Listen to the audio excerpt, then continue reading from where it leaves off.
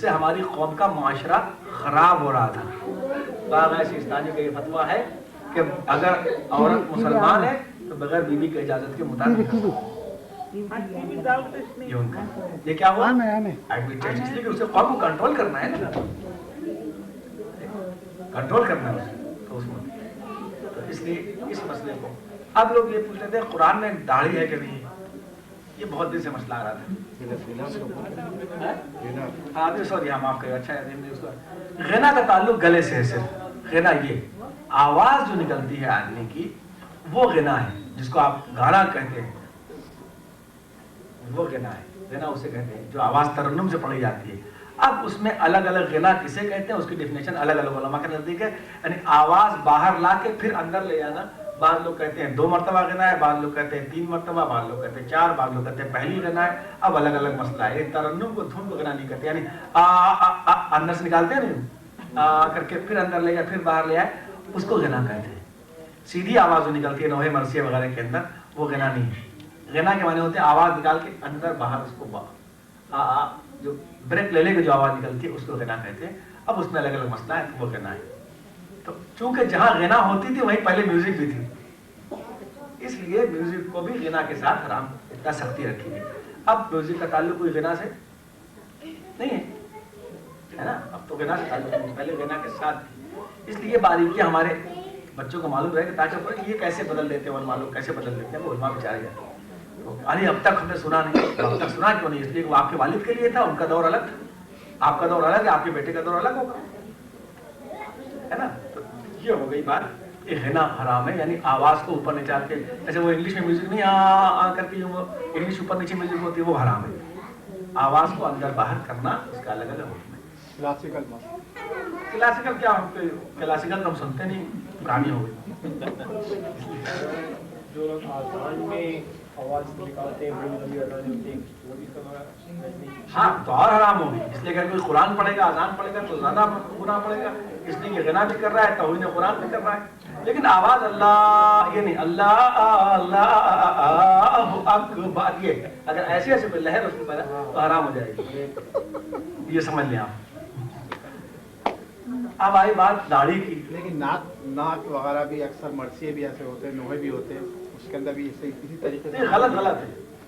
اگر حرام ہے تو اکثر نوحے جو پڑھے جاتے ہیں یا خود معصوم بھی پڑھے جاتے ہیں، وہ مطلب یہ کہ جو گانے والے ہیں مہدی حسن نہیں، اب دھنیں مل جاتی ہیں، وہ کیا سب وہ خود نوحے بھی لے کے جاتے ہیں ہمارے. اور ہم نے یہ بھی دیکھا ہے بعض جگہ کہ ہمارے نوحے جو بہت اچھے نوحہ خان تھے ان کی گانے والوں نے لے لیے، تو ہم کیا کریں؟ یعنی گانے والے نوحے خان کی آواز سن کے جا کے اپنا گانا بناتے تھے، ہے نا. ایک صاحب نے پکڑا کہ وہ مرثیے کے شعر لوگوں نے گانے میں ڈال دیے. تو لیکن حرام ہے میرا اس طریقے سے وہ کرنا. غنا سے پرہیز کرنا چاہیے، اس کی بڑی سخت تاکید ہے، بہت سختی سے غنا کی پتنگ کے معنی تھے، اللہ بہتر جانتا ہے. اس لیے پہلے کے علماء سوسخانی میں اٹھ جاتے تھے. کچھ علماء سوسخانی جب تک اٹھتی تب تک نہیں آگے بیٹھتے تھے. جن کے اب یہ خود آپ پر ہے، خود مسئلہ مرجع نہیں بتائے گا. آپ کو آئیڈینٹیفائی کر غنا اس کو نہیں معلوم کیا اس نے غنا لکھ دیا کہ یہ طریقہ اب آپ جانیے دنیا میں کیسا یہ ہے نا. پہلے کو علماء سوسخانی میں نہیں آتے تھے، میرے نزدیک غنا ہے، جن کے نزدیک نہیں تھا وہ بیٹھتے تھے، کبھی سوسخانی ختم ہو جاتا بلانا. تو یہ ہو گیا. اب جیسے لوگ داڑھی کا پوچھتے ہیں، داڑھی کا مسئلہ اجتہادی ہے. یہ صرف برائے علم ہے، چونکہ قرآن کے درس کے بیچ میں وقت ختم ہو گیا، 2 منٹ اور ہے. تو وہ داڑھی کیا، میں آپ کو ایک ایسی آیت بتا رہا ہوں انشاءاللہ، میں تو نہیں استغفر اللہ سے، میں اللہ کو برا لگتا ہے. یعنی ایک ایسی آیت اب آپ کے سامنے آ جائے گی کہ داڑھی نہیں، اس میں امریکہ کا پورا کلچر آ جائے گا انشاءاللہ. تب آپ سوچیں گے قرآن کہتے کسے، چونکہ آج درس قرآن ہم نے شروع کیا ہے. وہ جو یہاں کے اوپر کیل یہاں ٹھوک لیتے ہیں ہونٹ کے اندر اور تار کان میں باندھ لیتے ہیں اور بس نہیں چلتا کہ کیا کر لیں اب کہیں بھی. مطلب یہ کہ امریکن کلچر کے بعد جو کرو اسے کہہ دو فیشن ہے، بس ختم ہے نا. ناک میں پہن لیا لڑکوں نے، اور دانت میں پہن لیا، ہونٹوں میں پہن لیا، ہے نا، یہ سب ہوتا ہے. تو قرآن خود کہتا ہے کہ کچھ لوگ ایسے آئیں گے کہ جو ایسی ہے آیت کہ بخلق کہنا کہ جو اللہ کی تخلیق کو فیشن کے لیے چینج کرتے رہیں. بہت اللہ کی تخلیق چینج ہو رہی ہے کہ نہیں ہو رہی؟ کہ جیسے اس نے خلق کیا ہے اس کے اندر کوئی تبدیلی واقع نہ کرو. یہ پوری آیت ہے قرآن مجید. ایک تو یہ جیسے اس نے چینج کیا ہے اپنی تخلیق کو چینج نہ کرو، تو سب چیز آگے کہ نہیں، پوری جو نیچرل تخلیق ہے اللہ کی اس پہ چینجنگ پیدا کرو. اسی ضمن میں जेनेटिक इंजीनियरिंग, प्लास्टिक सर्जरी वगैरह सब आ गई। एक एक आयत बस उसमें क्या कि युगय्यरना और तगय्युर कर पैदा कर देते हैं, चेंज कर देते हैं। अल्लाह ने जैसे पैदा किया उसको वो सब लिखवा रहे हैं, ये कर रहे हैं, वो कर रहे हैं सब। ये पूरी कुरान की आयत उसी में आती है कि जब अल्लाह ने चूंकि दाढ़ी को मर्दों की जिनत करार दिया है, अलामत करार दिया है, तो तब तुम्हारी तख्लीक के एतबार से उनको नहीं रखा है, तुम्हारी को है, इसलिए इसको बयान किया जाता है। दूसरी एक हदीस भी पैगम्बर अकरम की इसलिए कि जिस वक्त पैगम्बर अकरम के एक कैदी को यहूदी कौन पकड़ के ले गए, और जब इससे मतलब इससे अहमियत देखिए, इश्तिहाद जब होता है, वापस लाए उनको तो उनको इतना मारा और टॉर्चर किया और बदन जला जो भी किया, तो उनकी दाढ़ी भी सब पूरी नोच ली थी। तो मुसलमानों ने ये कहा, असहाबे पैगम्बर ने, हमारे क्या भी ये रवायत है कि कुछ हमारा माल वापस न देते हमारा सारा माल ये ले लेते, लेकिन हमारे एक सिपाही की दाढ़ी वापस कर देते। इससे आप अंदाजा लगा सकते हैं कि अहमियत क्या थी। सारा माल ले लेते और वापस कर देते, इसकी दाढ़ी जो उन्होंने उखाड़ ली, टार्चर कर देते। दो ये हो गई। तीसरा ये कि खिजाब लगाने का सख्ती से हुक्म है, तो फिर खिजाब लगाइएगा कहाँ जब, ये भी तो सवाल पैदा होता है। जो खिजाब लगाएगा मैयत उसकी खराब नहीं होगी और ये नहीं होगा वो नहीं होगा, अब अलग अलग जो अहकाम है खिजाब के और लगाओ। तब आदमी जब मतलब खिजाब का मतलब ये सोचिए कि खिजाब लगाना सवाब है, अपने को जवान रखना सवाब है। देखिए अब ये मौजू हम एक ही मौजू पर चले बदलेंगे नहीं। तो ये कुरान की आयत, एक आयत कुरान की बयान हो जाती है कि वो लोग अपनी तख्लीक परवरदिगार को वो तब्दील कर देते हैं। पूरी आयत आपको किसी ने आगे पढ़ दूंगा। इस तरीके से कुरान के अहकाम को जब कुरान बयान होता है तो कुरान को ये ना समझिए, कुरान समझना इतना आसान है कि कुरान मजीद की एक आयत की गहराई को कोई बगैर हदीस या बगैर किसी वाक़े के अब फिर हमारे तो समझ में आता है। तो अगर आपके समझ तो कोई कुरान की विश्वास ला तक़रबुस्सलात कहा जाता है, नमाज के करीब न जाओ। ववैलुल लिलमुसल्लीन, जहन्नम तो नमाज पढ़ने वालों के लिए है। अब अगर आप ही आयत को देगा तो थोड़ा सा कुरान समझ में आ सकता है कि अभी तक तो उसके सीना स्वादी लोगों के समझ में नहीं आया।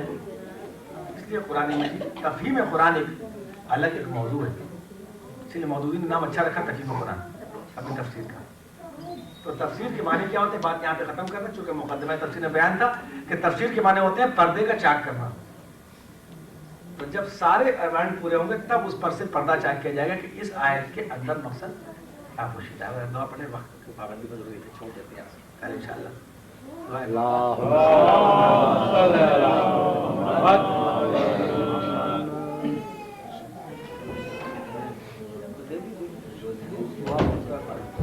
आप हजरात एक मरतबा सूरह अलहम की तिलावत फरमा के मरहुमा खैरुन बाई कांजी और मोहम्मद अली कांजी, गुलाम हुसैन, मरहूम गुलाम हुसैन, मरहुमा फातिमा सलसबील और मरहूम मोहम्मद अकबर सलसबील, मरहूम अब्दुल हुसैन आज़ाद, इन तमाम हज़रात की रूह को सारे सवाब फरमाने की रहमत फरमाए। बिस्मिल्लाहिर्रहमानिर्रहीम, अल्हम्दुलिल्लाहि रब्बिल आलमीन, अर्रहमानिर्रहीम, मालिक यौमिद्दीन, इहदिनस सिरातल मुस्तक़ीम, सिरातल लज़ीना अनअमता अलैहिम गैरिल मग़ज़ूबि अलैहिम वलद्दाल्लीन, अल्लाहुम्मा सल्लि अला मुहम्मद व आलि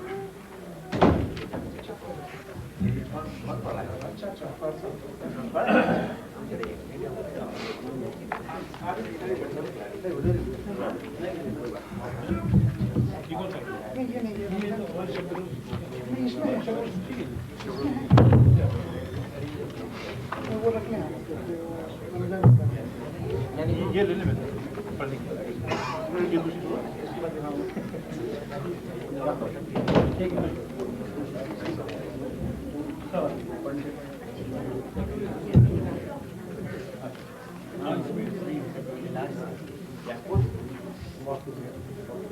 अल्लाहु व मलाइकतुहु यसल्लूना अलन नबी।